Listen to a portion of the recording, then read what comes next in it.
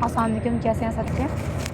हानिया खान दोबारा से लाइव आ गई है। मैं ये कहना चाहूँगी कि अपने पाकिस्तानी अवाम से कि देखें, आप लोग सच का पता लगाए बगैर किसी की भी ऊपर किरदार कशी कर देते हैं, कमेंट्स कर देते हैं। आपको लगता है कि आमिर जो कह रहा है वो सच है। आप लोग ये क्यों नहीं सोच रहे, जब मैं एक्सप्रेस टीवी के बाहर गई तब वो क्यों नहीं निकला बाहर बंदा। 1 माह तक वो खामोश रहा। उसके बाद जब उसे पता चला कि हानिया के मोबाइल उसके पास आ गए और वो सारे प्रूफ मिटा चुके हैं, निकाह वाले वीडियो भी, और निकाह के गवाह जो हैं वो भी उसके अपने दोस्त हैं दोनों, और मेरी एक छोटी सी बहन है। लोग मुझे पागल समझेंगे। तो वो इस तरह कर रहा है। और फिर आज जब मैं कराची आई तो उसने मुझे कहा कि तुम मेरे लिए एक छोटी सी वीडियो बनाओ, जो मैं कह रहा हूँ वो मेरी बात मानो। और मैंने उसकी बात नहीं मानी। मैंने कहा अब्बू ने कर लिए, मैं नहीं करूँगी। सो लिहाजा उसने ज़बरदस्ती अपनी ताकत के नशे को यूज़ करते हुए अपना एम एन ए है उसके ओहदे को मिसयूज़ करते हुए अपने पावर्स को ज़बरदस्ती मुझे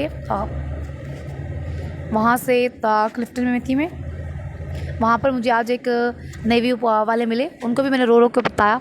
मैं KTN पे गई थी, वहाँ भी मैंने रो रो के जाके उनको अपनी सारी सच्चाई बताई।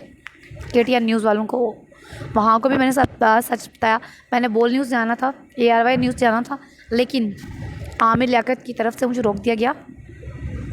मुझे उसके ड्राइवर ने ज़बरदस्ती बैठाकर और आमिर के पास ले गया, और आमिर ने मुझे कहा वीडियो बना कर दो जो मैं कह रहा हूँ। तो मैंने कहा सॉरी, मैं आपकी बात नहीं मान रही। तो कहते हैं अब मैं तुम पे ज़बरदस्ती भी कर सकता हूँ। तो मैंने कहा मैं नहीं कर रही। तो उसने कभी मुझे हाथ नहीं लगाया था, लेकिन कल उसने पहली बार मुझे थप्पड़ मारा, क्योंकि वो जो मैंने शाजी की, आपको पता है वीडियो एक मैंने लीक की थी।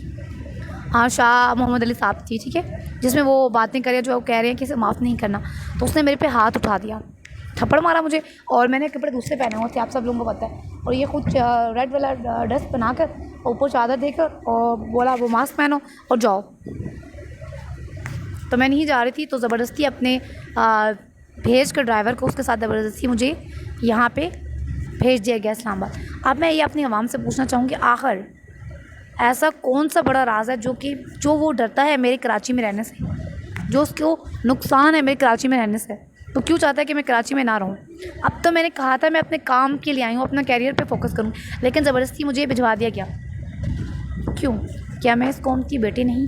क्या मैं पाकिस्तान में नहीं? क्या मैं एक पाकिस्तानी नहीं हूँ? क्या मैं मुसलमान नहीं हूँ? क्या मेरा गरीब होना सबसे बड़ा जुर्म है, या फिर मेरा एक्ट्रेस होना जुर्म था? मुझे अपने मीडिया वालों से, अपनी पूरी आवाम से मैं हाथ जोड़ कर अपील करती हूँ, अपने प्राइम मिनिस्टर साहब से और अपनी पाक आर्मी से, कि खुदाया इस जैसे मुनाफिक इंसान को अपनी पार्टी से अलग किया जाए। ये तरीके इंसाफ का नाम बदनाम कर रहा है। इसने कल, मैंने कहा था ना, मैंने कभी इसने मुझ पर हाथ नहीं उठाया। इसने कल रात को मेरे पे हाथ उठाया, थप्पड़ मारा इतना ज़ोर का, मुझे मेरे बाल भी खींचे। मुझे पहले तो इसके ड्राइवर मारते थे, मुझे इसने कभी नहीं मारा, लेकिन कल इसने मेरे बाल भी खींचे। या मेरे बालों का हासिल देख सकते हैं, खुद ही चुटियाँ बनाई। क्या देख लें, क्या किया मेरे बालों का हासिल। मेरे बाल खींचे इतने ज़ोर के और मुझे थप्पड़ मारा। क्या एक MNA को ये ज़ेब देता है कि वो अपनी बीवी पे थप्पड़ों की बारिश करे और थप्पड़ मारे? क्यों? क्योंकि मैं सच बता रही हूँ दुनिया को, इसलिए।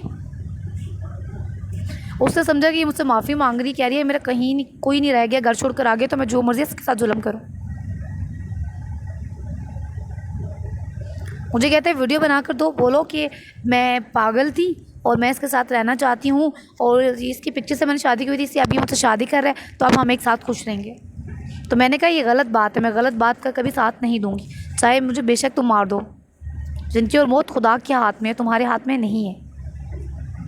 अब मैं अपनी आवाम पे ये फ़ैसला छोड़ती हूँ और अपने प्राइम मिनिस्टर साहब पे और चीफ़ जस्टिस ऑफ पाकिस्तान पे, कि वो ख़ुद इस मुनाफिक इंसान को, आमिर लियाकत हुसैन को, जो कि इसने एक मजहबी स्कॉलर का नाम ओढ़ा हुआ है, इसको सज़ा दें। शुक्रिया।